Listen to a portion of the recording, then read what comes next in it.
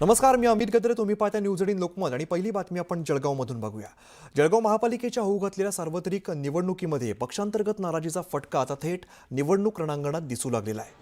ललित नारखेडे यांनी जळगाव महापालिकेच्या निवडणुकीसाठी अपक्ष उमेदवारी अर्ज दाखल केलाय.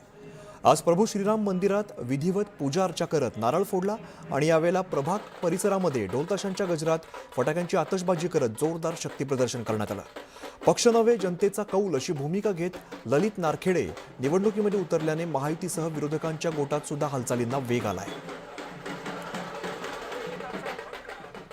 विकासाचा आणि विकासाच्या विजनचा शुभारंभ सुद्धा जनतेच्या आशीर्वादाने हा प्रारंभ करणार आहे आणि जनतेला आम्ही आजच्या माध्यमातून अशी गवाही देऊ की आपण आम्हाला साथ द्या, आपण आम्हाला हाक द्या, आम्ही आपल्याला साथ देऊ. या माध्यमातून आम्ही कुठेतरी जनतेच्या समस्यांचं निराकरण करण्यासाठी आज आम्ही नारखेडे कुटुंब सज्ज झालेलं आहे आणि आमचे मोठे बंधू ललित विजय नारखेडे यांना आपण प्रचंड बहुमतांनी विजयी करा.